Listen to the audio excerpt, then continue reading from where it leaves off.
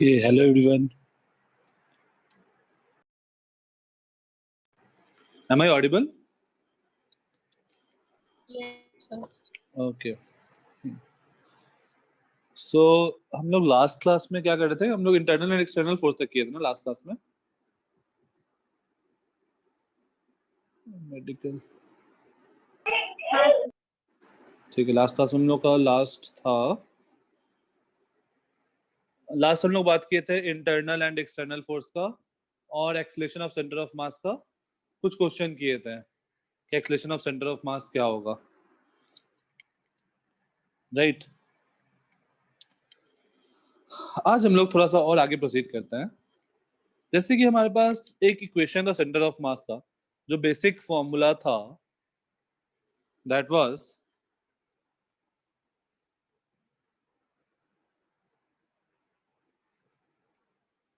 Lecture 4. जो basic formula था हम लोग का सेंटर ऑफ मास का, that was R centre of mass, that is position vector of centre of mass, is m1 r1 plus m2 r2 plus dot dot dot mn rn upon m1 plus m2 plus dot dot dot till mn. ये हम लोग का basic formula था. अब मान लो सारे object को मैं थोड़े थोड़े डिस्प्लेस किया, let's say delta r1 delta r2 ऐसा डिस्प्लेस किया, तो हम लोग बोल सकते हैं, मतलब जितने भी ऑब्जेक्ट है ना सबको मैंने डेल्टा r1 डेल्टा r2 ऐसा डिस्प्लेस किया, तो हम लोग बोल सकते हैं new position of centre of mass will be m1 r1 plus delta r1 plus m2 r2 plus delta r2 plus so on till mn rn plus delta rn upon m1 plus m2. अगर सारे object को हम लोग displace किया तो ऐसा लिख सकते हैं क्या? New position of centre of मास. आया ना? Yes sir. तो अगर मैं ऐसा लिखूं, दोनों को माइनस कर दो, let's say this is second equation and this is first equation. अगर मैं सेकंड माइनस वन करूं, देखो क्या मिलेगा मुझे. New centre of mass minus original centre of मास जो पहले था.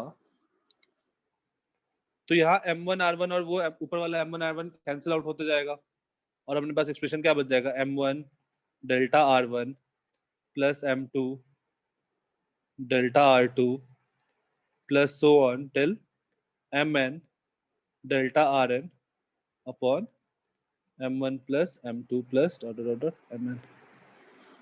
इसको हम लोग डेल्टा rcum से रिप्रेजेंट कर देते हैं. अगर मैं सारे ऑब्जेक्ट को डिस्प्लेस किया थोड़ा थोड़ा, तो जो सेंटर ऑफ मास डिस्प्लेस करेगा that will B delta R centre of मास से डिस्प्लेस होगा, और इसका हम लोग का ये फॉर्मूला आ गया.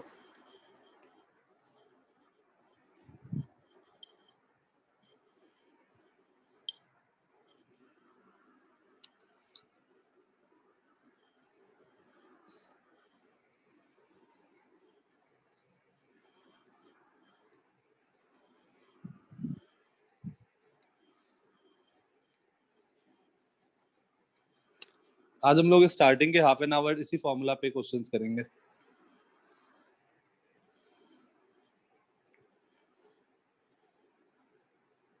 और more than that may be.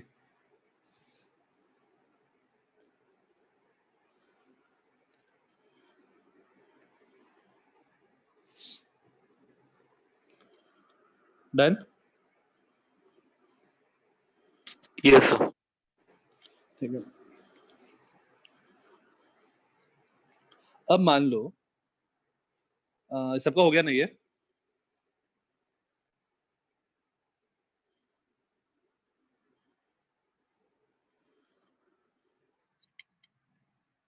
हाँ, रंजन.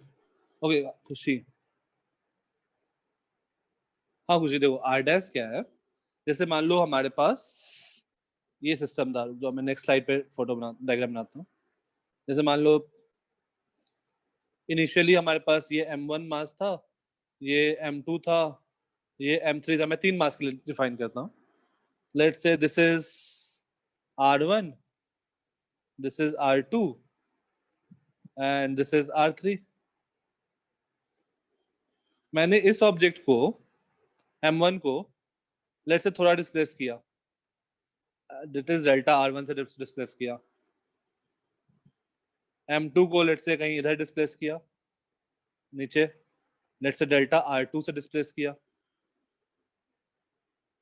नीचे की तरफ, लेट्स से डेल्टा r2 से डिस्प्लेस किया, इसको लेफ्ट में इधर की ओर डेल्टा r1 से डिस्प्लेस किया, और इसको कहीं इधर डिस्प्लेस किया लेट्स से डेल्टा r3 से।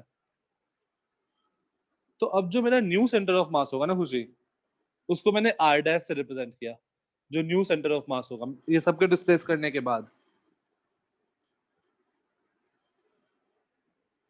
तो अब इसका पोजीशन हम लोग क्या लिख सकते हैं, m1 का r1 प्लस, ओके खुशी, डेल्टा r1, इसका जो न्यू पोजीशन होगा इसको हम लोग लिख सकते हैं r2 प्लस डेल्टा r2, और इसके न्यू पोजीशन को हम लोग क्या लिख दिए, r3 plus delta r3।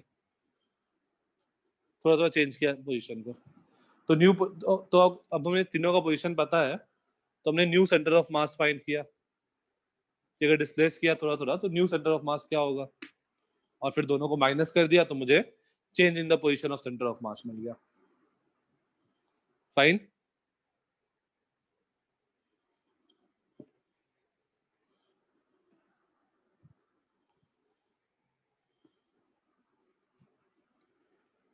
Okay next, एक नोट करके देखो कि अगर मान लो तुम एक्सटर्नल फोर्स कोई नहीं है, if there is no external force, if there is no external force, अगर कोई एक्सटर्नल फोर्स नहीं है and centre of mass was initially at rest,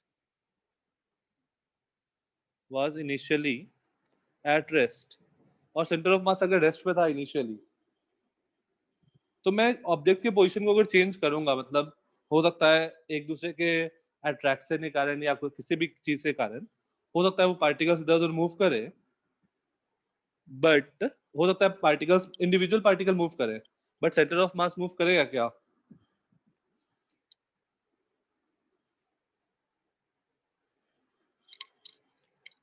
centre of mass का मोशन होगा या नहीं होगा, नो सही। if there is no external force and center of mass was initially at rest, if the particles move, if the particles gets displaced या फिर move, get displaced due to internal force, due to internal force, position, then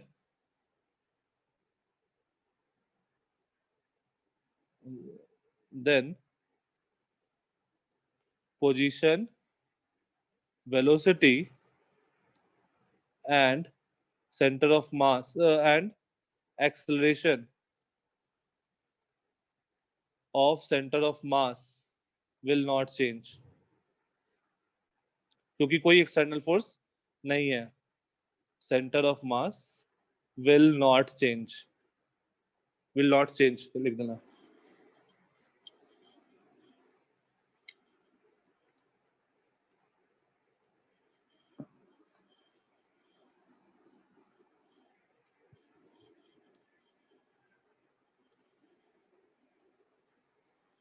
because there is no external force.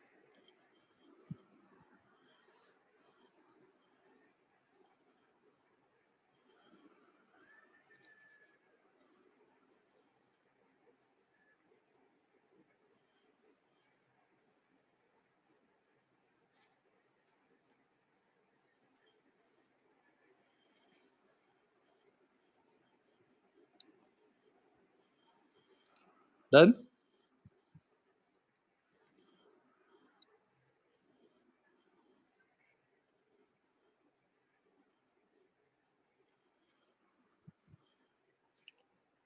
Okay इसको इस चीज को समझते हैं कि हमने क्या लिखा है। तो जैसे मान लो कुछ क्वेश्चंस के थ्रू समझते हैं,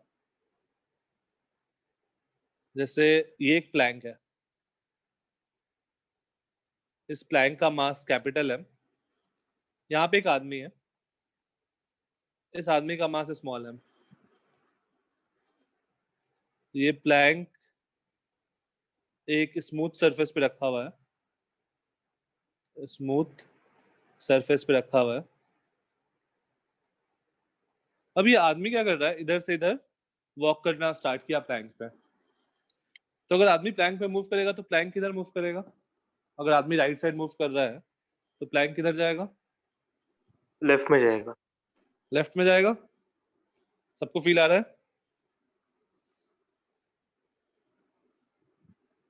अगर फिक्स स्मूथ है तो प्लैंक को कोई रोक नहीं पाएगा।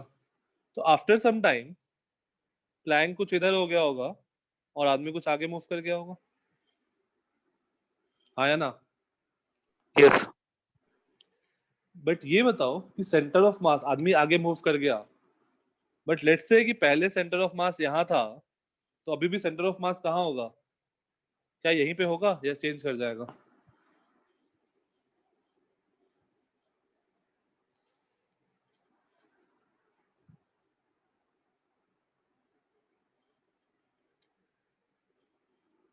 सोचो एक बार।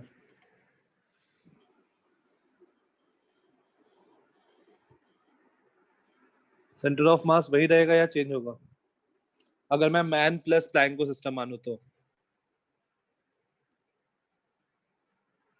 मैन प्लस प्लैंक को सिस्टम मान लो, कोई एक्सटर्नल फोर्स है क्या हॉरिजॉन्टल डायरेक्शन में?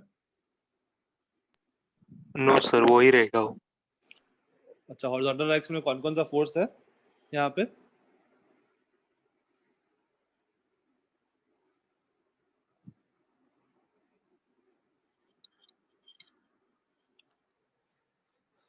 देवांगी, हॉरिजॉन्टल डायरेक्शन के फोर्सेस, मतलब अगर सिस्टम नहीं ट्रीट करो तो कौन कौन से फोर्स है हॉरिजॉन्टल डायरेक्शन में?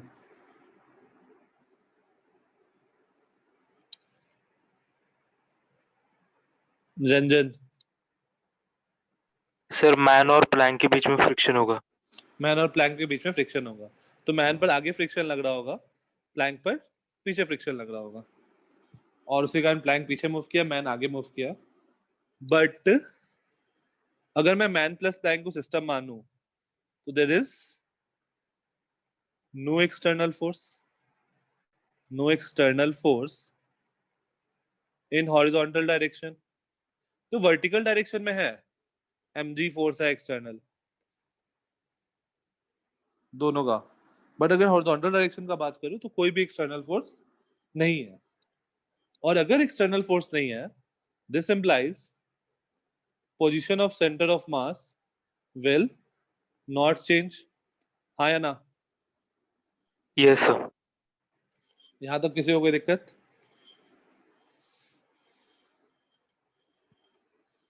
No sir. ठीक है। किसी को कोई डाउट है तो बताओ यहाँ तक, फिर हम लोग आगे चलते हैं।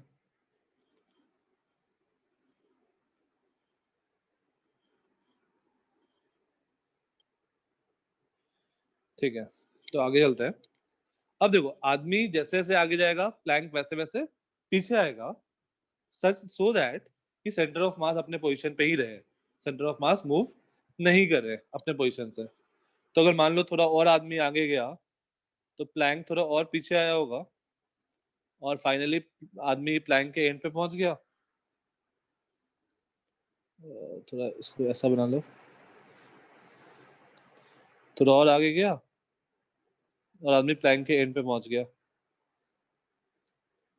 तो ये सेंटर ऑफ मास अभी भी यहीं रहेगा। तुमको बताना है कि जब तक जितने देर में आदमी यहाँ पहुंच गया ना एकदम दूसरे एंड पे, तब तक ये प्लैंक कितना पीछे गया होगा। अगर आदमी का मास m है और इसका मास कैपिटल M है तो प्लैंक कितना पीछे गया होगा?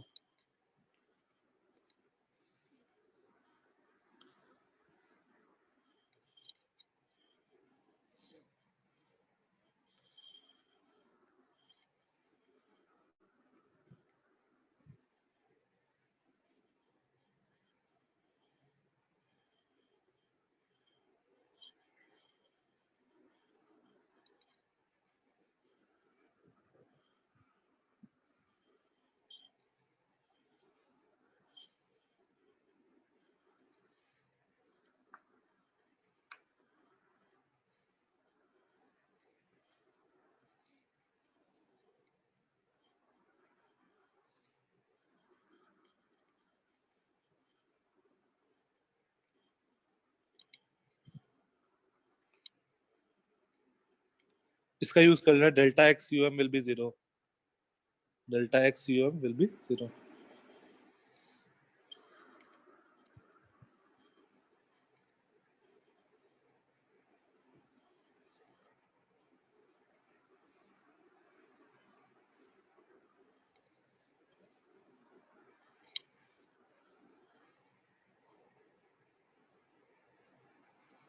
एक क्वेश्चन मैं करके बताऊं क्या, फिर तुम लोग को 4-5 क्वेश्चन देता हूँ।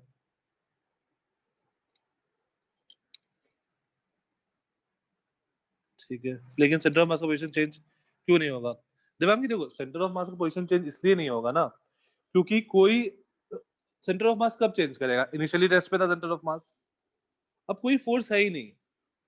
तुम इन दोनों को सिस्टम मान रही हो, small M plus capital M को, तो कोई फोर्स है ही नहीं। और अगर कोई फोर्स नहीं है तो सेंटर ऑफ मास कैसे मूव करेगा? वेलोसिटी तो 0 था उसका। ठीक है देवांगी?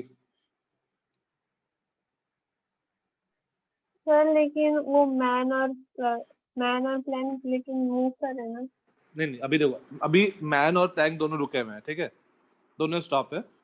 अब मैन इस पर वॉक करना स्टार्ट किया, तो इनिशियली दोनों रुका हुआ था। अब मैन जब वॉक कर रहा है,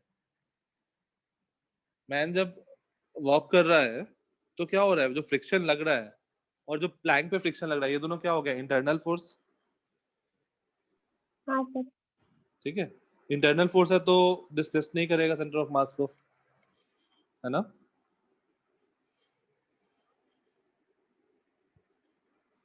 ठीक है देवांगी? सर लेकिन वही वही नहीं समझ रहा वो। अच्छा ठीक है, ओके। देखो, मेरा इनिशियल स्पीड क्या था? पूरे को अगर मैं सिस्टम मानूं तो मेरा इनिशियल स्पीड 0 था हाँ सर। सेंटर ऑफ मास का। अच्छा, अब मुझे क्या पता है? एफ, हमने लास्ट उसमें देखा था, acceleration equal to ma1 plus ma2 upon m1 plus m2, acceleration of centre of mass. Yes sir. ठीक है, acceleration of centre of mass. Okay, अब देखो, अब तुम्हारा एक्सटर्नल फोर्स है क्या? नहीं। नहीं नहीं। अगर F एक्सटर्नल 0 है तो हम लोग ये बोल सकते हैं, F एक्सटर्नल अगर 0 है तो दिस इंप्लाइज एक्सेलरेशन 0 होगा। F acceleration equals to force by mass. Yes sir. अगर एक्सेलरेशन 0 है तो change in velocity of centre of mass 0 होगा। हाँ सर। और अगर वेलोसिटी ही नहीं है, इनिशियल वेलोसिटी 0 था और चेंज भी 0 का है, तो हम लोग बोल सकते हैं डेल्टा एक्स 0 होगा। Okay sir. हाँ sir. Got it? Yes sir.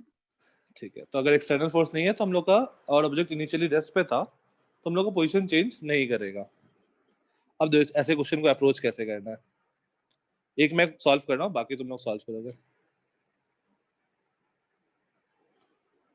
यहाँ बर्मैन है, इसका मास m दिया हुआ था, इसका मास कैपिटल M दिया हुआ था। मैंने मान लिया कि लेट से, ये जब क्वेश्चन क्या था कि आदमी जब एंड पे जाएगा, डिपेंड्स, थोड़ा सा गलत है कुछ। आदमी जब एंड पे जाएगा यहाँ पे, तो लेट से ये प्लैंक x डिस्टेंस पीछे गया, तो आदमी कितना डिस्टेंस आगे गया? आदमी ने एक्चुअली कितना डिस्प्लेसमेंट आगे हुआ आदमी का? टोटल लेंथ l दिया हुआ था, तो ये लेंथ भी l है, l माइनस एक्स। तो आदमी का डिस्प्लेसमेंट क्या है? l minus x. आदमी का डिस्प्लेसमेंट और ब्लॉक और प्लैंक का डिस्प्लेसमेंट x पीछे की तरफ। अब मुझे क्या पता है? Delta X COM is equal to 0। This implies m1 delta x1, जो भी हम लोग प्रूफ किए थे थोड़ी देर पहले, m2 delta x2 upon m1 plus m2 में r की टर्म में प्रूफ किया था, दैट इज x COM, और ये चीज क्या है? 0 है, राइट? Yes sir. एक मिनट, ये चीज है मेरा एक्स यू एम और ये चीज 0 है। m1 को मैं मैन कंसिडर कर रहा हूँ, तो m मैन का displacement is l minus X in forward direction. Forward इस डायरेक्शन को मैं पॉजिटिव मानता हूँ, तो मैन का displacement is l minus X plus plank को मैं m2 मानता हूँ। प्लैंक का डिस्प्लेसमेंट क्या है? माइनस एक्स, क्योंकि पीछे की डायरेक्शन में है, प्लैंक x से पीछे गया, divided by m plus m and this would be 0। यहाँ सॉल्व करो x के लिए, तो हमें बस आ जाएगा ml minus mx is equal to mx, और this implies x equal to small ml by capital M plus small m।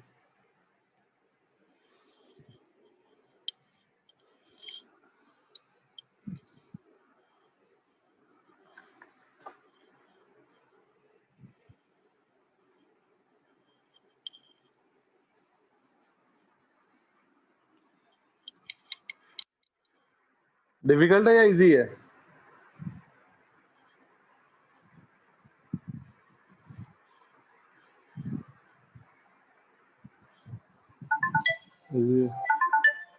Okay,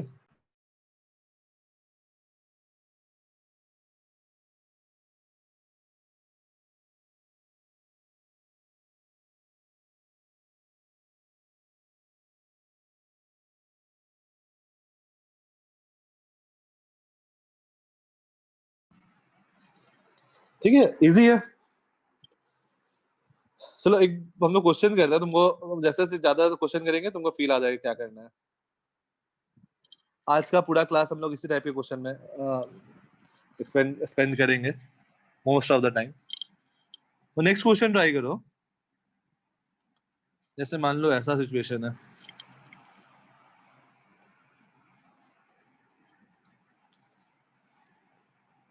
ये एक प्लैंक है, इस प्लैंक का मास है 100 kg,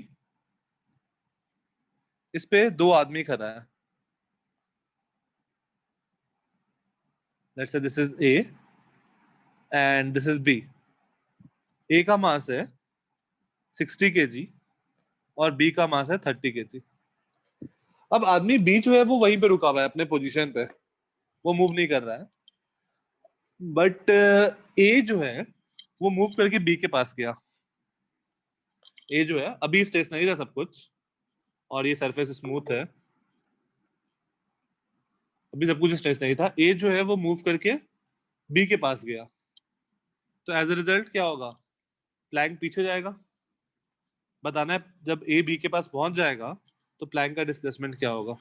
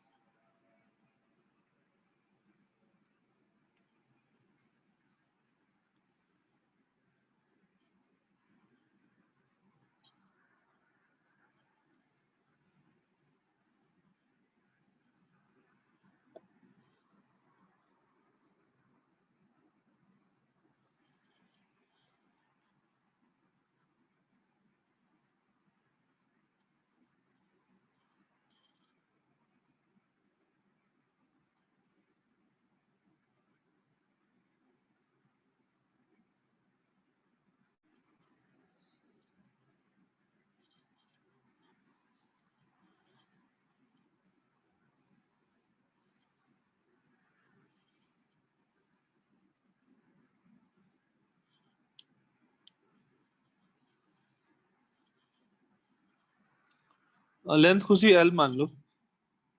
अच्छा, लेंथ एल का डेटा चाहिए होगा ना। लेंथ लेट से 3 मीटर।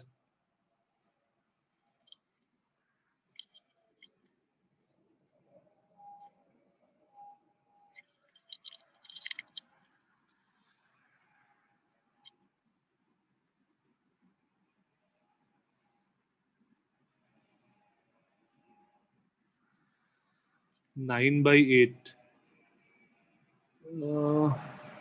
तुझे एक बार चेक करना, मेरे पास जो आंसर है वो थोड़ा अलग है।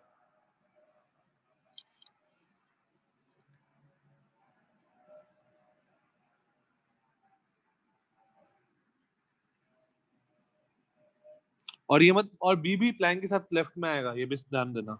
ऐसा नहीं कि बी को प्लैंक से नीचे गिरा देना।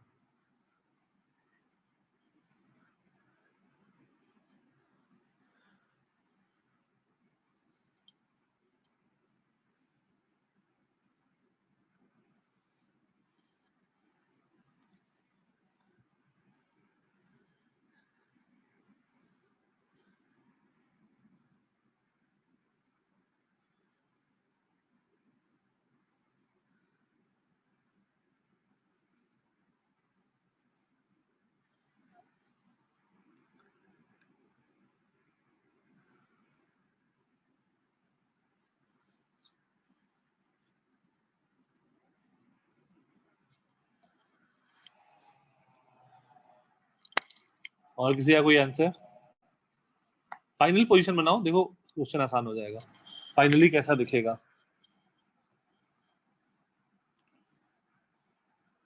हाँ ओके दिव्यांगी। सही है श्रुति। खुशी, खुशी तुम्हारा एक 2 कहीं पे मिस हुआ है। श्रुति का था सही आंसर।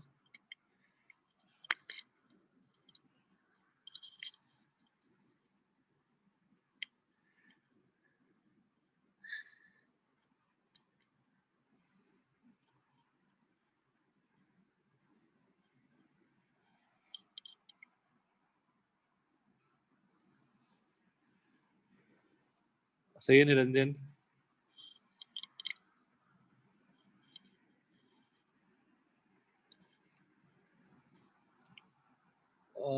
देवांगी,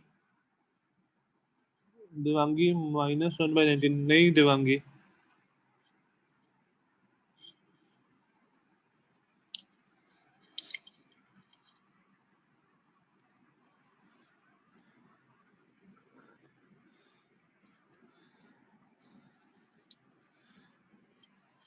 चलो ठीक है, थोड़ी देर बाद का सोचो।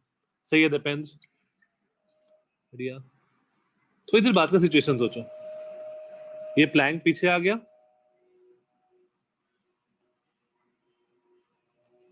प्लैंक जो है वो पीछे आ गया होगा थोड़ा, और ये दोनों आदमी जो है वो दोनों यहाँ पहुंच गया होगा।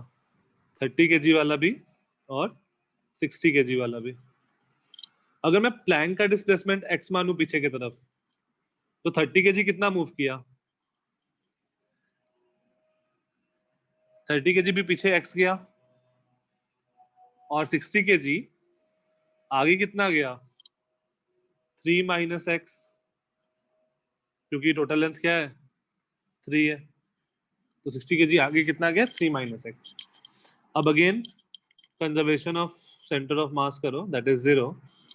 यहां से आ जाएगा, इसका मास था 100 kg, तो 100 इंटू -x, इसने पीछे की ओर डिस्प्लेसमेंट किया, इसने -x, प्लस 30 इंटू -x, ये भी पीछे की ओर है, प्लस 60 इंटू 3 - x, ये आगे की तरफ है, divide by total mass 190, this would be equal to 0।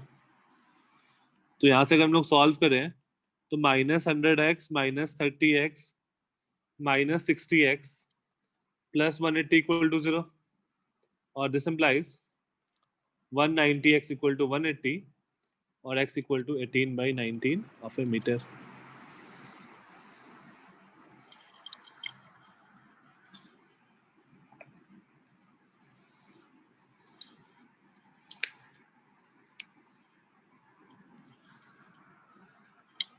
Okay Devangi.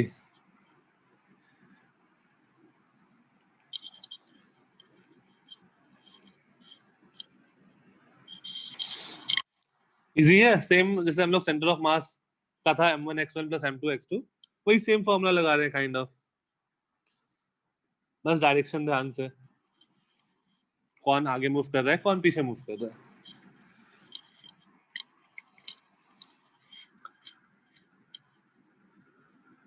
Done. Yes, sir. Okay, next. Question 3. Question number mark कर लेना यार, 1 2 3 जो भी था. क्वेश्चन 1 पहला वाला था. अभी हम लोग क्वेश्चन नंबर 2 डिस्कस किए थे और ये क्वेश्चन 3. एक ही जैसा हम लोग बहुत सारे क्वेश्चन कर रहे हैं. जैसे मान लो ये 60 kg का मैन है, ये दूसरे एंड पर एक 30 kg का मैन है और ये 80 kg का है. इसका लेंथ है 4 मीटर. ये एक स्मूथ सरफेस पे रखा हुआ है.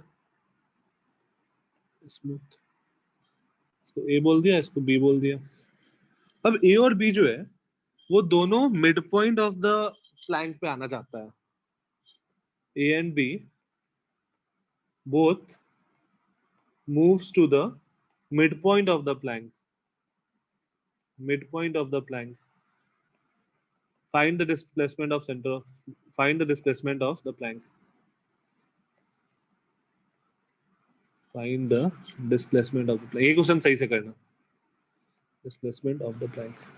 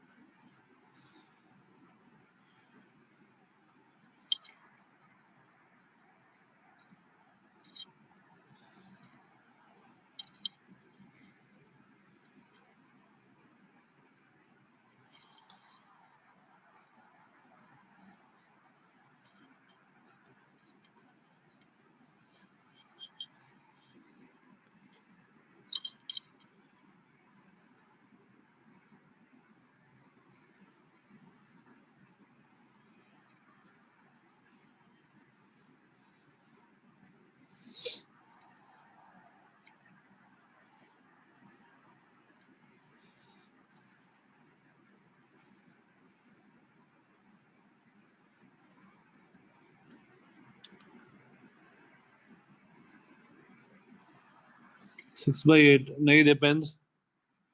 6/8 तो नहीं है.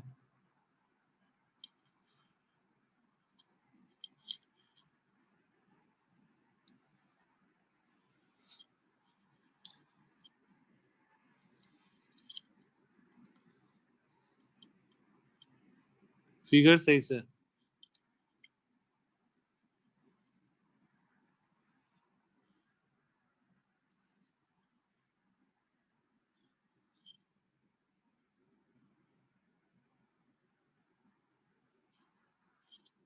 सही है खुशी.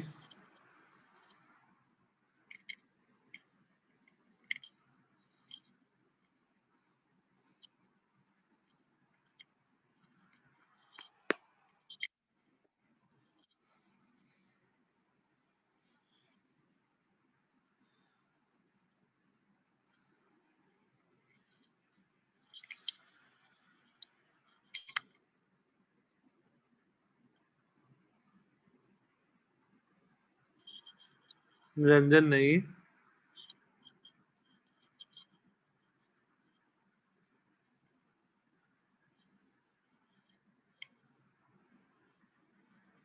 खुशी तुम्हारा आंसर लेफ्ट में आया या राइट में आया?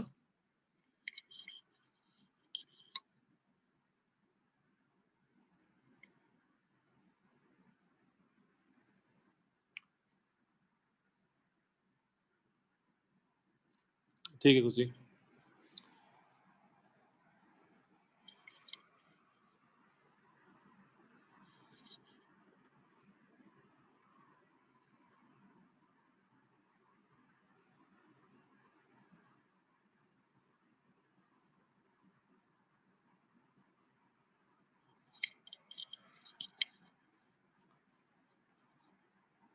नहीं देवांगी, 5.8 बहुत ज्यादा हो गया।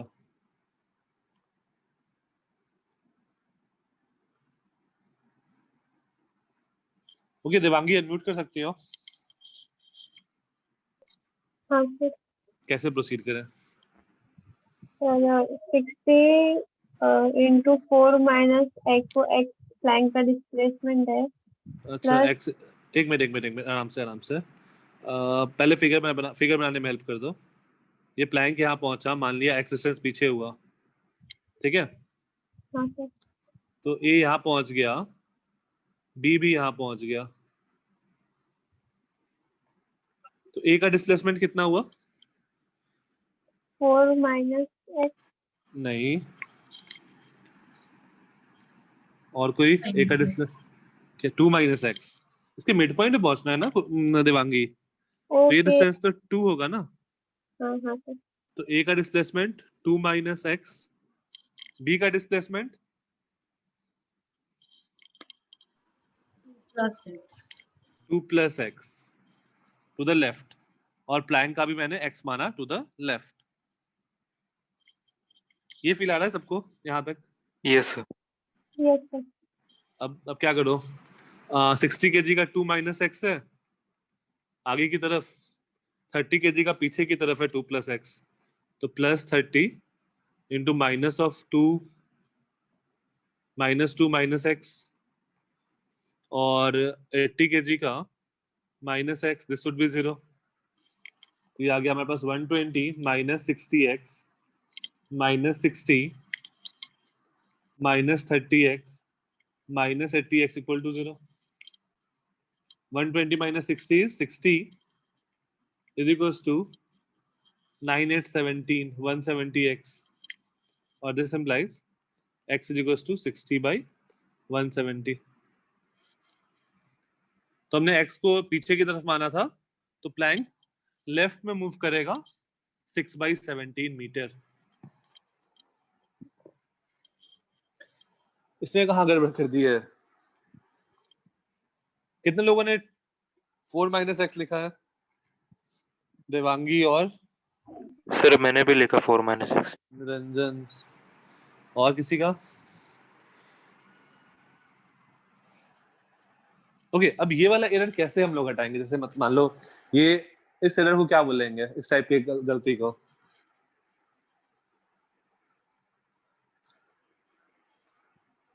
मतलब इस टाइप की एरर को हम लोग को हटाना कैसे है? जैसे तुम्हारे पास क्वेश्चन आया ना, तो जो भी तुम्हारा टर्म सब इंपॉर्टेंट है, जैसे मिड पॉइंट यहाँ दिखा, उसको हाईलाइट कर दो थोड़ा सा, सो दैट वो गड़बड़ नहीं हो। फिर जैसे मान लो कहाँ से डिस्प्लेसमेंट पूछा है, अब बहुत बार गड़बड़ क्या होता है कि जैसे इस क्वेश्चन में तो पूछ लिया कि प्लैंक कितना डिस्प्लेस हुआ, ठीक है? अगर मान लो क्वेश्चन पूछ लेता कि मैन बी डिस्प्लेस कितना हुआ, ठीक है? हाँ कुछ ऑनलाइन में नहीं, ऑफलाइन का मैं बात कर रहा हूँ, तुम्हारा जो फाइनल एग्जाम होगा वो नीट का। अगर मान लो यहाँ पर मैन डिस्प्लेसमेंट ऑफ बी पूछ लिया होता, तो बहुत ज्यादा टेंडेंसी क्या होता है हम लोग का एक्स आंसर आया 6/17, ऑप्शन देगा 6/17, सीधा टिक कर दिया। गलत हो गया कि नहीं हुआ? Yes, sir. वहां पर आंसर क्या होगा? Displacement of B 6/17 plus 2. displacement of b will be 2 plus x, that is 2 plus 6/17। तो अगर मान लो ऐसा पूछा है डिस्प्लेसमेंट ऑफ बी, तो उसको भी हाईलाइट कर दो कि पूछा गया है मेरे से, ऐसा नहीं मैं कुछ और आंसर दे दिया। यहाँ पर भी गलत होता है काफी, तो वो भी हाईलाइट करो। फाइन? Yes, sir. यहाँ तक किसी को कोई दिक्कत? No, sir. Okay next question, question 4।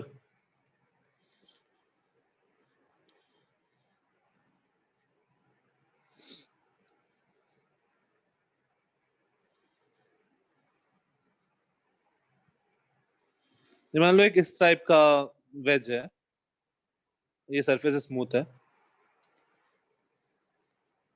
इसका मास है m, रेडियस r, यहाँ से एक ऑब्जेक्ट को हमने छोड़ा ऑफ मास स्मॉल m, तो क्या होगा, वो स्मॉल m नीचे आएगा, स्मॉल m नीचे आएगा तो आफ्टर सम टाइम का बात करो तो ये प्लैंक पीछे मूव कर जाएगा, तो आफ्टर सम टाइम ये प्लैंक कुछ ऐसा हो गया होगा। तो बताना है कि जब ब्लॉक मेरा जो स्मॉल m है जब यहाँ पहुंचेगा बॉटम मोस्ट पॉइंट पे, तो ये प्लैंक कितना डिस्प्लेस हुआ होगा।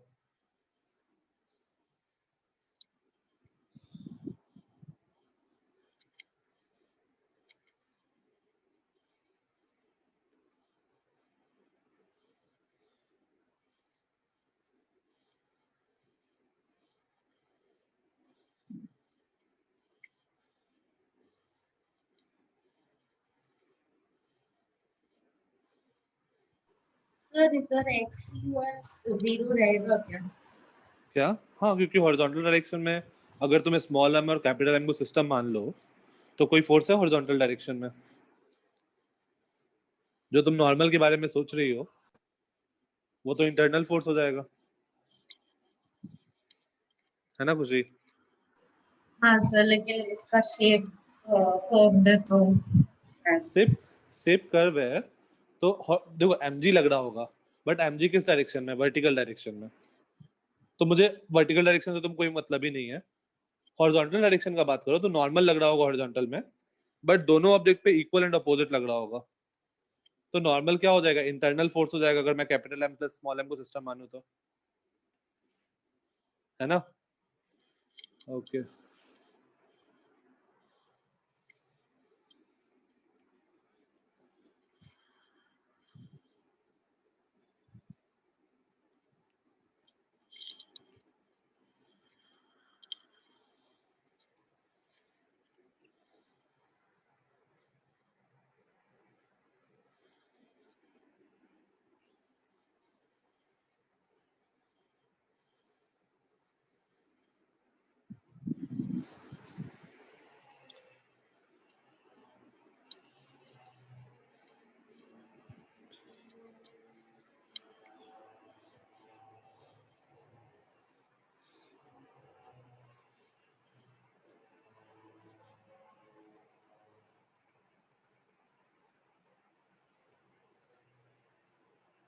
What is L?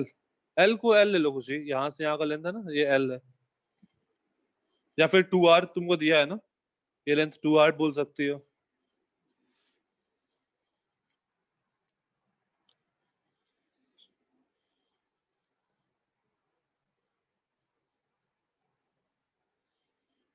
ठीक है निरंजन, शायद डिनोमिनेटर में m प्लस m आएगा, एक बार चेक करना।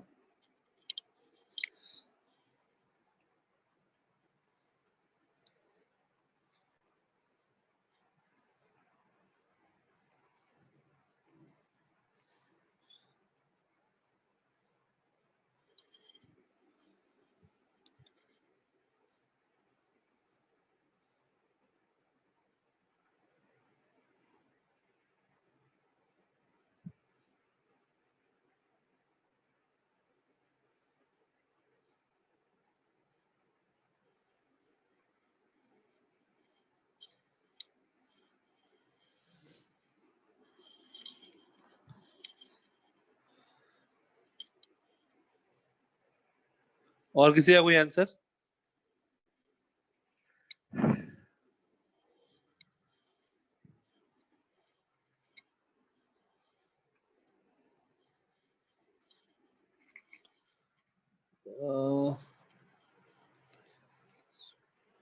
टू एम आर, खुशी 2 आ रहा है क्या?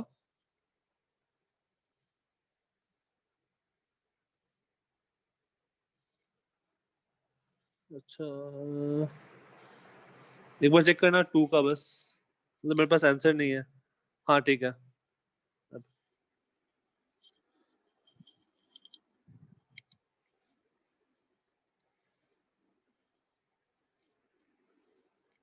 ठीक है, सिंपल सा है, थोड़ी देर बाद का सिचुएशन बनाओ।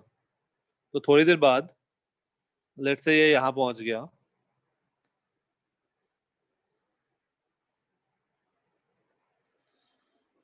लेट्स से इसने x डिस्टेंस आगे मूव कर गया, तो इसका जो सेंटर होगा, ये जो सेंटर था, ये भी x डिस्टेंस आगे मूव कर गया। अब यहां से यहां डिस्टेंस जो था दैट वाज r, तो स्मॉल m को कितना डिस्टेंस मूव करना पड़ा? स्मॉल m को कितना मूव करना पड़ा? r माइनस एक्स, और कैपिटल M को x पीछे की तरफ। तो हम लोग क्या लिखेंगे? Small m into R minus X plus capital M into minus X, पीछे की तरफ डिस्प्लेसमेंट है ना, इक्वल टू 0। यहाँ पर हमारे पास आ जाएगा M R equal to small m plus capital M times of x, और this implies x equal to M R by m plus m।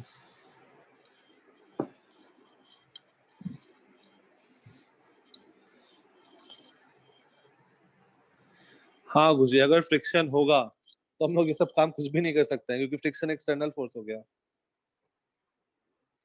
तो ऐसा कुछ हम लोग बोल ही नहीं पाएंगे फ्रिक्शन में। तो हम लोग एक्सियम को कंजर्व नहीं कर सकते उस केस में।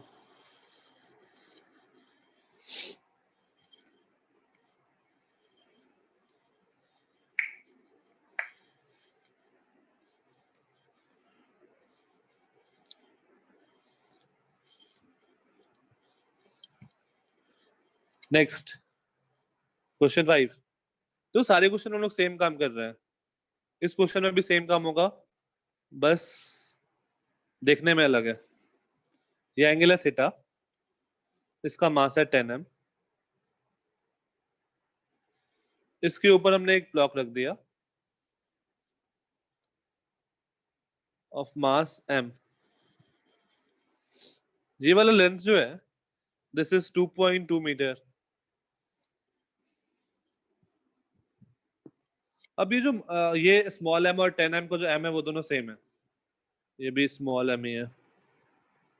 ब्लॉक का मास स्मॉल m, वेज का मास 10 टाइम्स ऑफ स्मॉल m। अब जब ब्लॉक स्लाइड करके नीचे पहुंचेगा प्लैंक पे, जब ब्लॉक स्लाइड करते करते यहाँ पहुंचेगा, तब तक प्लैंक पीछे पीछे मूव किया होगा। तो बताना है प्लैंक वेज का डिस्प्लेसमेंट क्या होगा जब ब्लॉक नीचे पहुंच जाएगा। Find the displacement of the Planck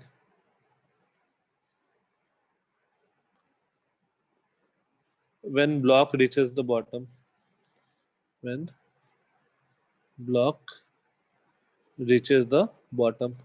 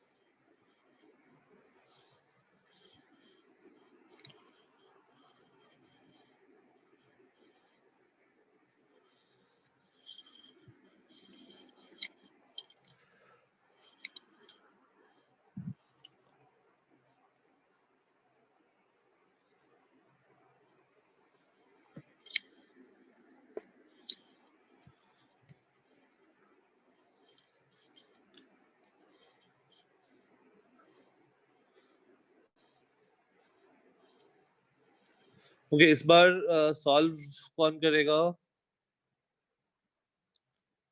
जय, अनम्यूट कर सकते हो?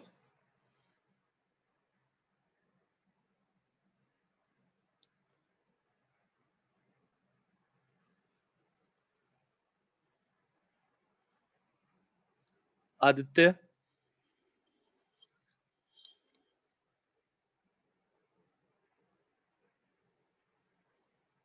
ओके, मैं कुछ नाम ले रहा हूँ, उनमें से जो भी अनम्यूट कर सकता है। आदित्य, अमीशा, रश्मि, जय, आस्था, तिथि, इनमें से कोई भी जो भी अनम्यूट कर सकते हो।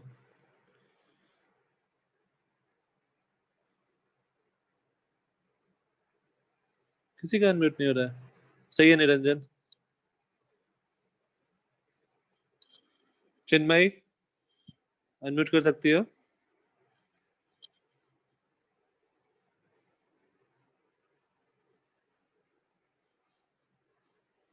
समिका,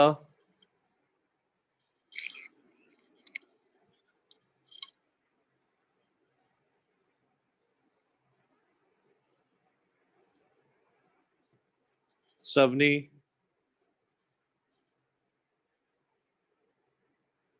दीपेंद्र, सही है खुशी? Deependra, yes sir. हाँ कैसे सॉल्व करना है? प्रोसीड कैसे करेंगे? सर वेज जितना डिस्टेंस पीछे जा रहा है उसको एक्स एक्स जूम करेंगे। ठीक है, थोड़ी देर बाद का डायग्राम ड्रॉ कर लिया और मैंने मान लिया कि वेज जो पीछे गया दैट इज एक्स। ठीक है, फिर जो ब्लॉक रहेगा वो 2.2 माइनस एक्स डिस्टेंस ट्रैवल कर मतलब हाँ डिस्प्लेस। ठीक है, तो अगर ये इंडेक्स गया है तो ये डिस्टेंस भी x रहा होगा और ब्लॉक ने 2.2 माइनस एक्स डिस्टेंस आगे गया। ठीक है, अब क्या करें? फिर सर एक्स निकालना ना। हाँ X U M that will be 0 क्योंकि हॉरिजॉन्टल डायरेक्शन में कोई फोर्स नहीं है, तो डेल्टा एक्स यू एम क्या होगा? 0। अब क्या करें?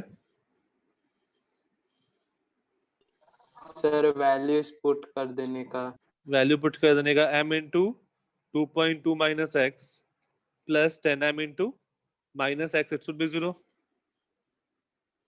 तो मैं बस m कैंसिल आउट हो गया, 2.2 minus X minus 10x equal to 0 और this implies 11x equal to 2.2 और x इक्वल टू 0.2 मीटर। तो प्लैंक जो होगा वो 0.2 मीटर पीछे मूव किया होगा।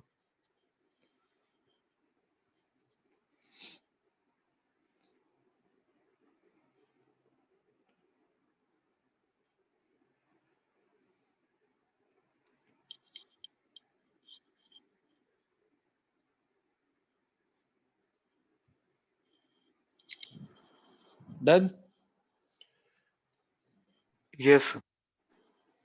ऐसा और एक और क्वेश्चन करना है या हो गया, समझ में आ गया?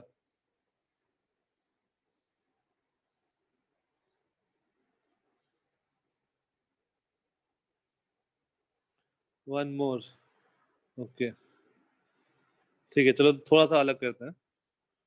ठीक है Niranjan, more with some difference. ठीक है कुछ, लेट्स से ये हमारे पास एक बैलून है और बैलून के एंड पे एक बड़ा सा बैलून है, हॉट एयर बैलून। बैलून के एंड पे एक रस्सी लगा हुआ है, यहाँ पे एक मंकी है, मंकी पता नहीं जैसा भी है, एक मंकी है यहाँ पे। इस बैलून का मास m, थ्रेड का मास नेग्लिजिबल, नेग्लिजिबल मास, और इस मंकी का मास स्मॉल m, ये लेंथ l। अभी ये सिस्टम इक्विलिब्रियम में है, मतलब ना ऊपर मूव कर रहा है ना नीचे मूव कर रहा है, पूरा सिस्टम रेस्ट पे है। ठीक है, इसका मतलब नेट फोर्स क्या है? अगर पूरा सिस्टम रेस्ट पे है तो नेट फोर्स क्या है? 0 है अभी। ठीक है, अब क्या किया, ये मंकी को मन किया ऊपर चढ़ने का, तो मंकी इस पर चढ़ना शुरू किया और इस पॉइंट तक आ गया, टॉप मोस्ट तक। तब तक बैलून कुछ नीचे आया होगा, बताना हुआ है बैलून कितना नीचे आया होगा।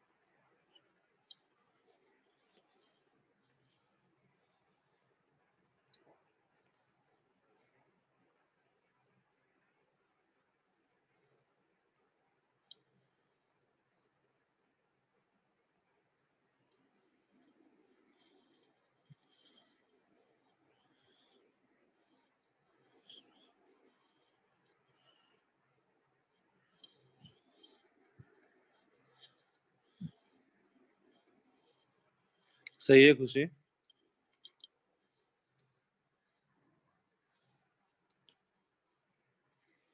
जिनका आंसर आ जाएगा वो question number 1,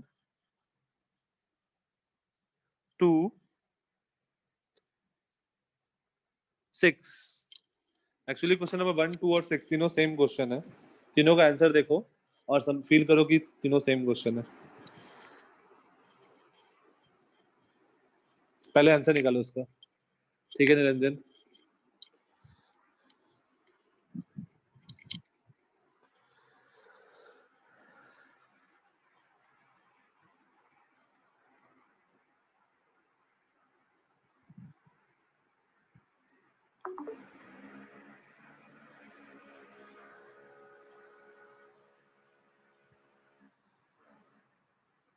Niranjan question number 1 देखो, 2 देखो और ये क्वेश्चन देखो। देखो तीन सारे क्वेश्चन सेम ही है। अच्छा 1, 3, 6, 1, 3 क्या था? नहीं 3 वाले नहीं घुसी, 1, 2 और 6।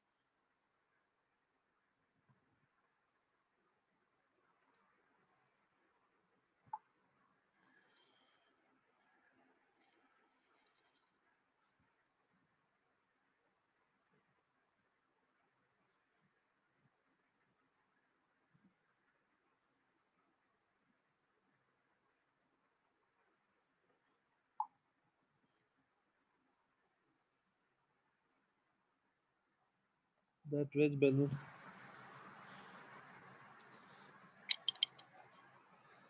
हाँ घुसी। लो तीनों केस में जब अभी जो मेरा बैलून वाला क्वेश्चन है ना, और ये क्वेश्चन नंबर 1 देखो, बस मैं हॉरिजॉन्टल की जगह क्या कर दिया हूँ, सिस्टम को वर्टिकल में ले गया हूँ। बाकी सब कुछ क्या है, सेम है, आया ना? Yes, sir. तो after some time let's say balloon नीचे आ गया, मंकी यहाँ पहुंच गया, तो बैलून अगर एक्स डिस्टेंस नीचे आया है तो ये भी एक्स नीचे आया होगा, तो मंकी को कितना जाना पड़ा, L माइनस एक्स। तो अगर मैं ऊपर वाले डायरेक्शन को पॉजिटिव मानूं, ऊपर वाले डायरेक्शन को पॉजिटिव मानूं, तो स्मॉल m का जो डिस्प्लेसमेंट हुआ है that is L minus X, and capital M का डिस्प्लेसमेंट क्या हुआ है, minus X, and it should be 0। तो ml is equals to m plus small m times of x, और x equal to ml upon m plus m।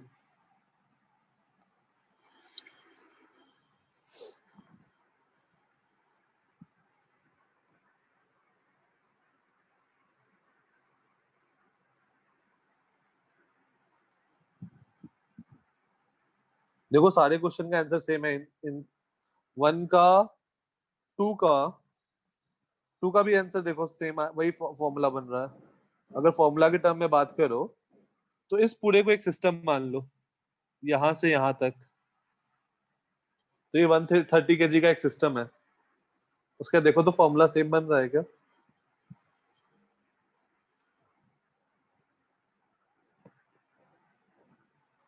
दिख गया कि वो दोनों हमेशा साथ में मूव करेगा, तो अगर उसको सिस्टम मान लो तो वही वही क्वेश्चन बन जाएगा। Yes, sir. Done? Yes, sir. Okay, चलो एक और लास्ट कर लेते हैं, क्वेश्चन नंबर 7। ये भी ध्यान से, ये एक बॉल है ऑफ रेडियस r, बड़ा सा हॉलो बॉल है, hollow sphere, hollow sphere of radius r। यहाँ पे हमने एक और बॉल रखा of radius r/4, mass m, इसका भी मास m। तो जब ये ग्रीन वाला बॉल स्लाइड करके बॉटम पे पहुंचेगा तो बताना है बड़ा वाला बॉल कितना डिस्प्लेस होगा।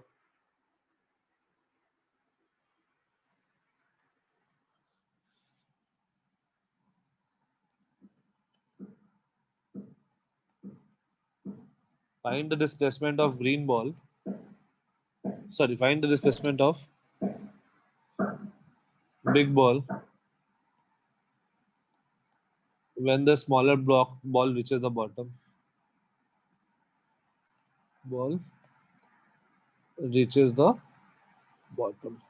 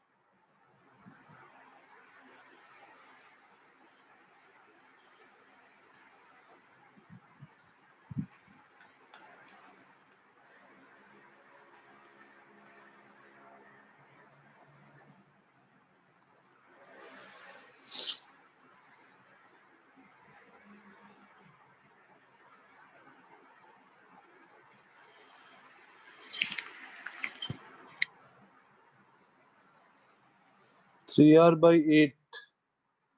मेरे पास जो आंसर है खुशी वो अलग है शायद। आंसर है क्या? हाँ ठीक है खुशी, सही है, sorry.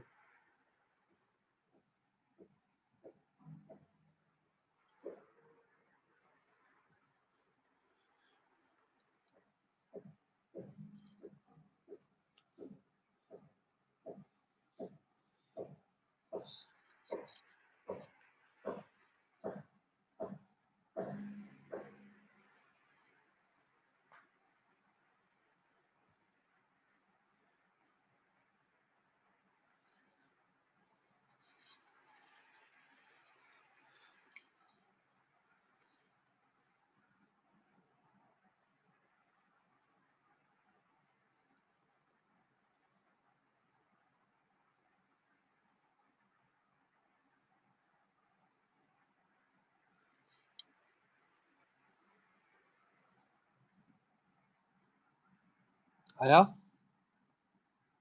Sir, 1 minute. Okay.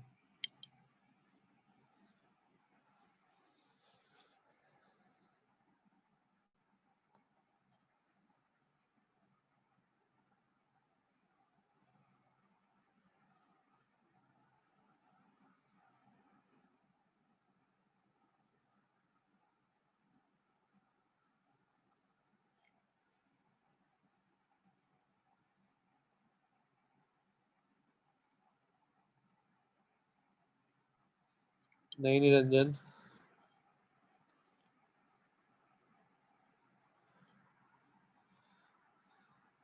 Okay Niranjan, कैसे प्रोसीड करेंगे? सर वो बिग बॉल होगा, वो रेडियस का वो एक्स डिस्टेंस पीछे जाएगा। ठीक है, ये एक्स डिस्टेंस पीछे गया। अब क्या करें? यहाँ से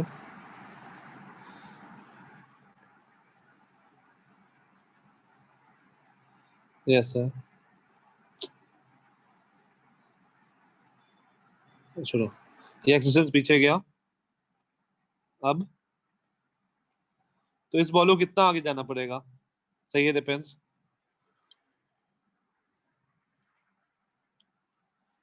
अगर ये एक्स पीछे गया है तो इस बॉल को कितना आगे जाना पड़ेगा? r/4 plus x। नहीं, ये देखो यहाँ से इसके सेंटर से बात करो, यहाँ से यहाँ का डिस्टेंस कितना था, r minus r/4, that is 3r/4। तो अगर मेरा बड़ा वाला ब्लॉक मूव नहीं करता तो ग्रीन वाले बॉल को 3r/4 डिस्टेंस मूव करना पड़ता, राइट? यस। बट बड़ा वाला बॉल x डिस्टेंस पीछे आ गया है, तो कितना आगे जाना पड़ेगा, 3r/4 माइनस x ही आगे जाना पड़ेगा। अब बस फॉर्मूला पुट करो, small m into 3r/4 minus x plus small m into minus x equal to 0। तो 3mr/4 इक्वल टू 2mx, और this implies x equal to 3r/8।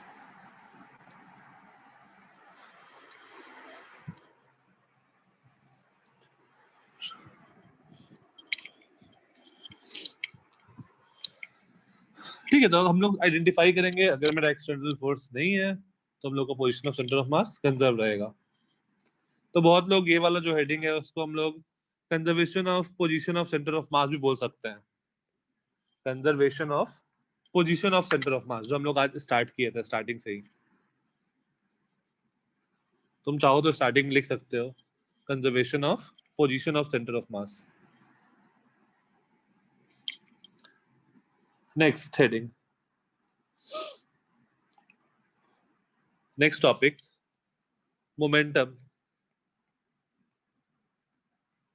Momentum को हम लोग किस चीज से रिप्रेजेंट करते हैं?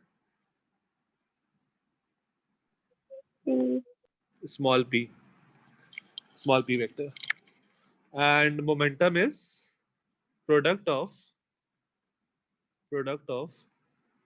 mass and velocity।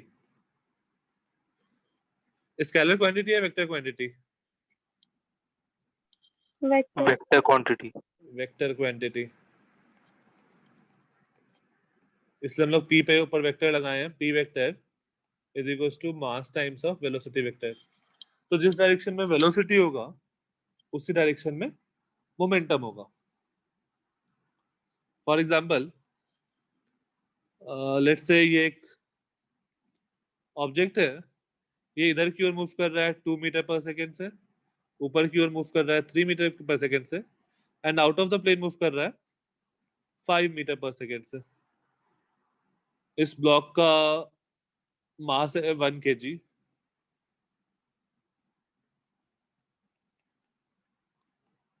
तो बताना इसका मोमेंटम क्या होगा? 1 kg मास, मोमेंटम क्या होगा?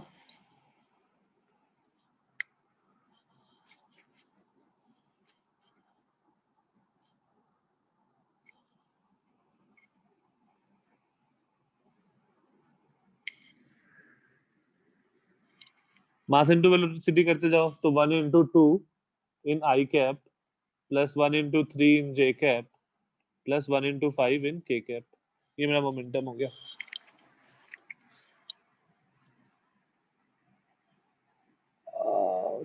ठीक है, खुशी मैग्नीट्यूड भी बता सकते हैं। नहीं, √23 आएगा मैग्नीट्यूड, क्योंकि √20 कैसे आया? हाँ, हम लोग इसी फॉर्म में रहने देंगे, यहाँ पे मैग्नीट्यूड रहने दो। बस momentum is 2i plus 3j plus 5k, खत्म। ऐसा कुछ काम नहीं है इसका।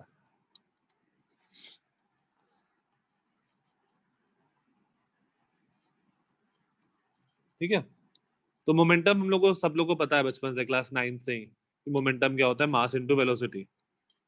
बस यहाँ पर डायरेक्शन के साथ हम लोग लिखेंगे।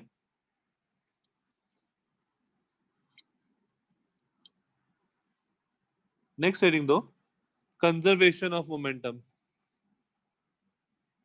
कंजर्वेशन ऑफ मोमेंटम, याद करो Newton second law. Newton's second law, ये क्या बताया था? F equal to dp by dt। Yes. ठीक है, तो F equal to dp by dt। So if F external equal to 0. F external equal to 0. This implies dp by dt is equals to 0. Or this implies change in momentum is 0. So हम लोग यहाँ से statement दे सकते हैं if there is no external force, if there is no net external force, ध्यान देना external force हम लोग लिख रहे हैं, no net external force, then the change in then there is no change in momentum, no change in momentum, or in other words,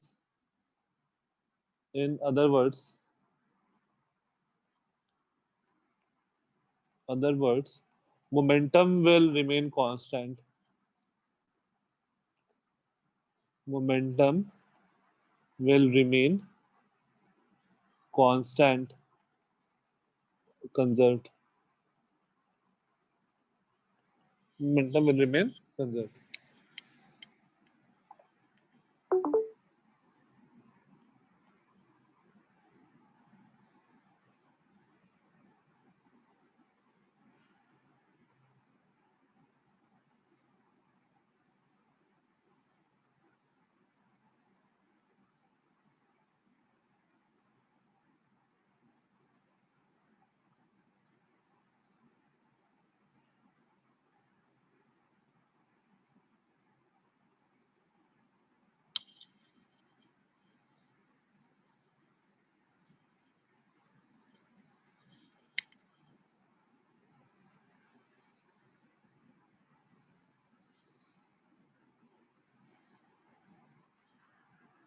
Done? Okay. ठीक है. अब जैसे मान लो ऐसा हो रहा है, ये एक ऑब्जेक्ट है, ये दूसरा ऑब्जेक्ट है, ये एक स्मूथ सरफेस पे रखा हुआ है, इसका मास 2 kg है, इसका मास 3 kg है. ये आया, लेट्स से ये 2 मीटर पर सेकेंड से आया, ये 3 मीटर पर सेकेंड से जा रहा है, ये दोनों टकराया, और आफ्टर कोलिजन लेट्स से ये वाला ब्लॉक 1 मीटर पर सेकेंड से पीछे मूव कर रहा है, 2 kg वाला, तो 3 kg वाला ब्लॉक किधर मूव कर रहा होगा और कितने स्पीड से?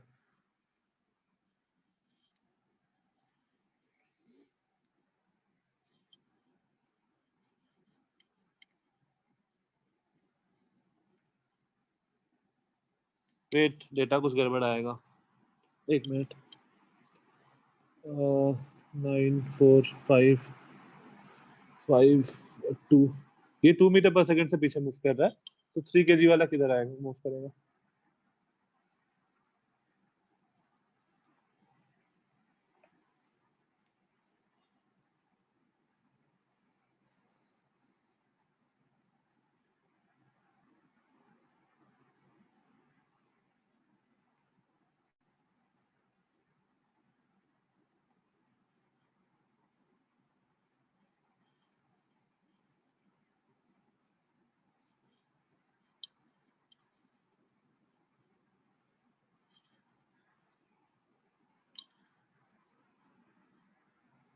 किधर है खुशी, लेफ्ट राइट?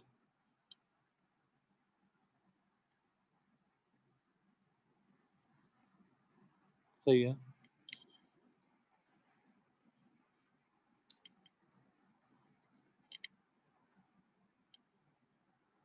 सही है निरंजन.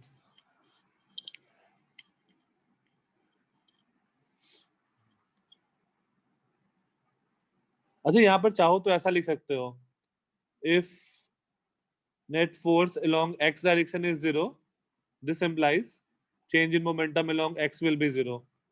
Fy अगर 0 होगा तो डेल्टा पी वाई 0 होगा, Fz अगर 0 होगा तो डेल्टा पी जेड 0 होगा.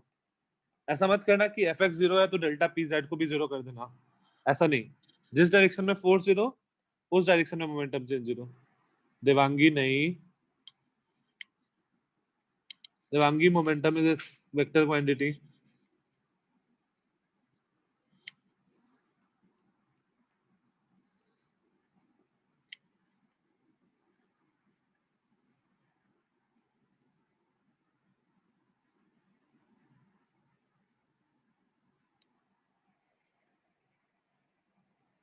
खारघर सेंटर से कितने लोग हैं? हैंड रेस करना।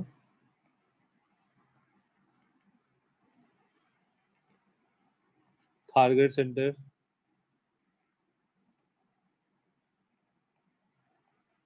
कोई नहीं है खारघर से।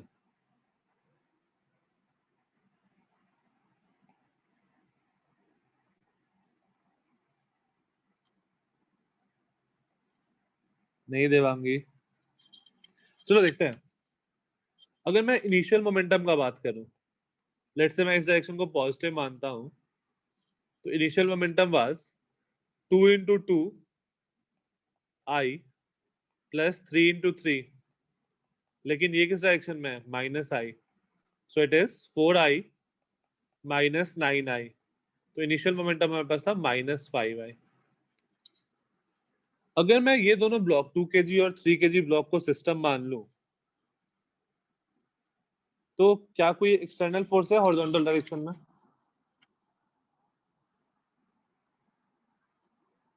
No. So if we consider 2 kg and 3 kg block as system, then there is no external force in horizontal direction,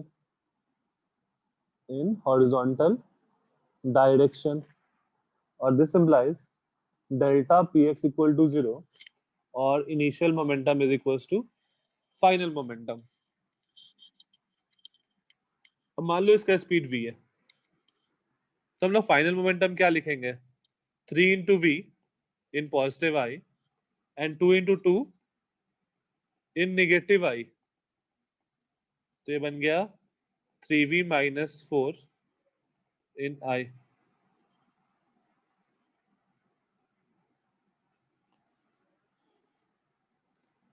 यहां तक कोई दिक्कत? अब मुझे पता है final momentum is equal to initial momentum, तो हम लोग क्या लिखेंगे? This implies -5 is equal to 3v minus 4 और 3v is equal to -1, v is equal to -1/3 metre पर सेकेंड। -1/3 का मतलब है जो हमने डायरेक्शन एज्यूम किया उसके अपोजिट।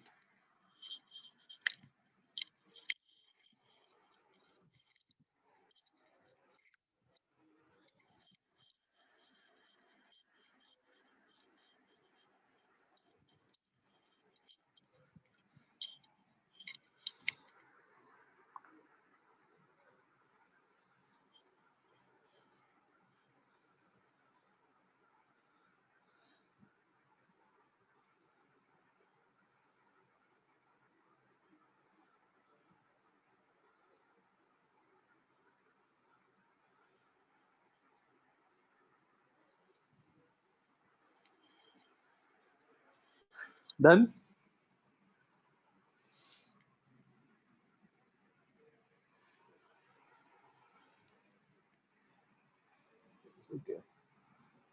ठीक है, नेक्स्ट हेडिंग दे दो, questions based on jumping. Questions based on jumping. जैसे अभी हम लोग 5-6 क्वेश्चन एक टाइप का किया है ना, फिर से 5-6 क्वेश्चन एक टाइप का करेंगे। क्वेश्चन 1, कुछ अभी कोलिजन नहीं हुआ है, कोलिजन अभी स्टार्ट भी नहीं हुआ है, अभी बहुत कुछ बचा हुआ है इस चैप्टर में। आई थिंक 3-4 क्लास अभी और होगा इस पे।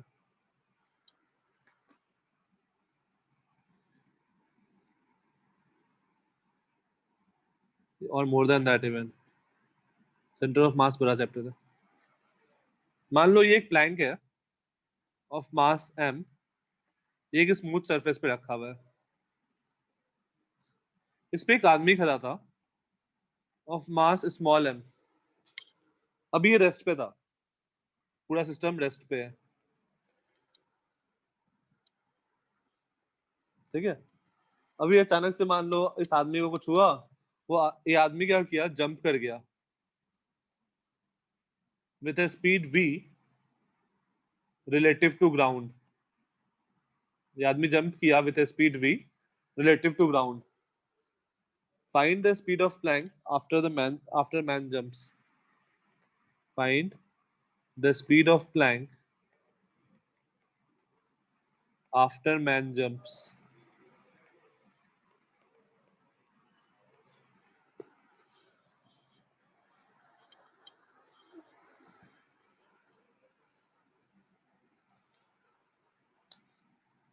नहीं खुशी, अच्छा एक मिनट, हाँ ठीक है ठीक है, रिलेटिव टू ग्राउंड में सही है।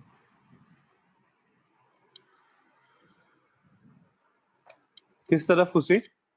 Left right?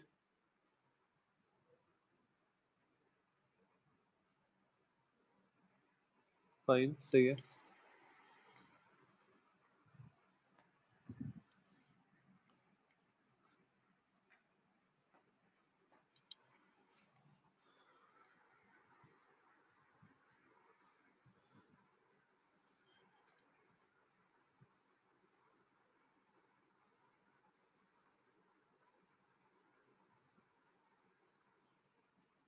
सही है निरंजन।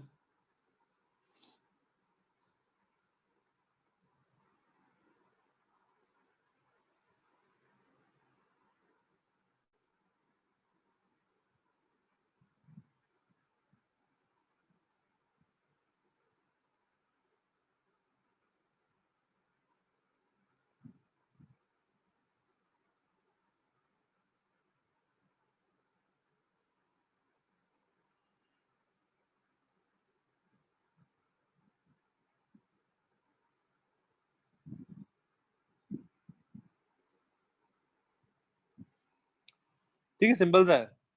इनिशियल मोमेंटम क्या था? हॉरिजॉन्टल डायरेक्शन में कोई एक्सटर्नल फोर्स है क्या?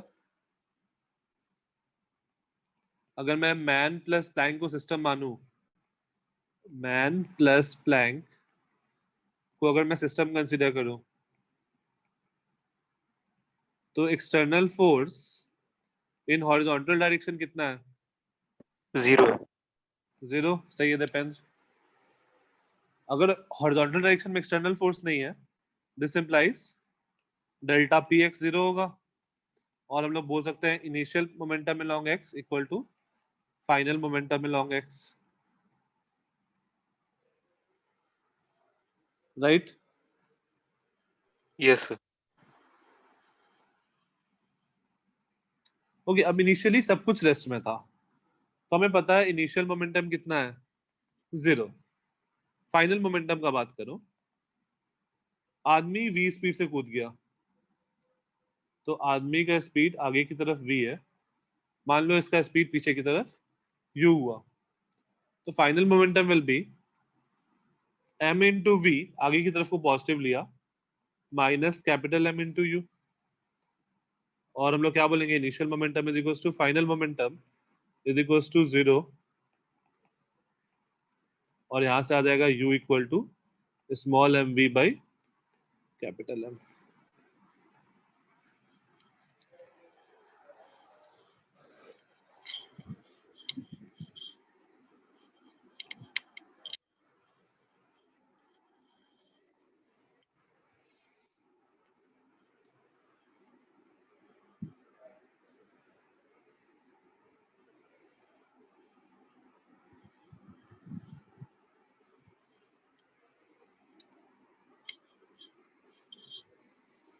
राइट, किसी को कोई दिक्कत? No sir. टाइम क्या हो रहा है? 26। ओके, हाँ, मतलब ये मैंने u इधर माना ना देवांगी, और u पॉजिटिव वैल्यू आया, मतलब जो मैंने एज्यूम किया था that is correct. So speed of Planck is mv by m towards left,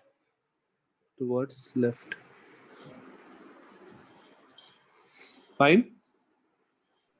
Yes. ठीक है, अपना नेक्स्ट क्लास कब है? कल है क्या?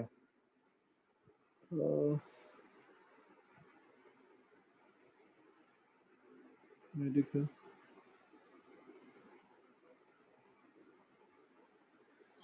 आज वेडनेसडे है ना? सैटरडे को है। सैटरडे को। ओके, चलो ठीक है, सैटरडे को ये सारा कुछ ना पहले एक बार रिवाइज करके आना, उसके बाद मतलब एक्चुअली और थोड़ा बहुत रिलेटिव एक बार देख लेना, क्योंकि रिलेटिव का थोड़ा सा हम लोग यूज करेंगे मोमेंटम कंजर्वेशन में, तो थोड़ा सा बस एक बार रिलेटिव वाला वापस से रिविजिट कर लेना। और तुम लोग का होमवर्क रहेगा, होमवर्क जो लोग एचसी वर्मा सॉल्व करते हो, HC Verma question number 1 2 question number 20 exercise वाला,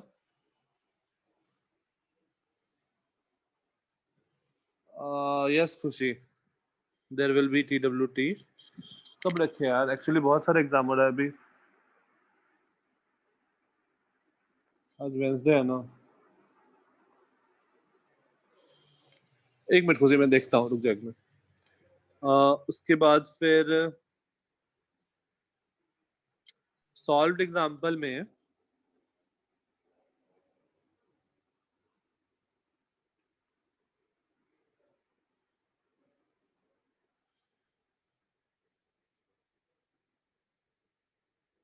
solved example question number 1 to 6 solved example, इतना होमवर्क है तुम लोग का। इसके अलावा जो तुम्हारा बुकलेट है, बुकलेट में read up to conservation of momentum. Read मतलब यहां तक जो इन टेक्स्ट क्वेश्चंस होंगे ना, वो सारे भी करने हैं।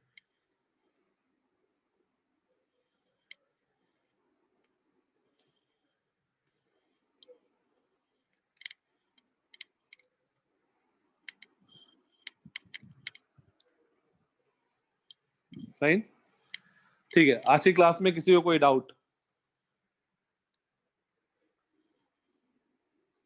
खुशी टेस्ट हम लोग कब रख सकते हैं? फ्राइडे को ना? हाँ फ्राइडे को रखते हैं ना टेस्ट। सर पर सीए है ही ना अभी।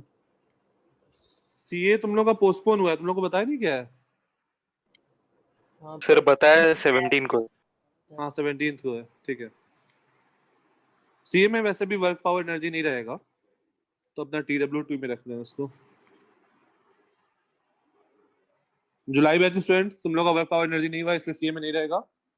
सीए में जितना तुम लोग को पढ़ाया गया है बस उतना ही, ओके ठीक है। तो हम लोग फ्राइडे को TWT रखते हैं इसका, वर्क पावर एनर्जी का। Fine, timing before practice session, that is 4 to 5, ठीक है ओके। आज की क्लास में किसी को कोई डाउट बचा है? कोई डाउट है?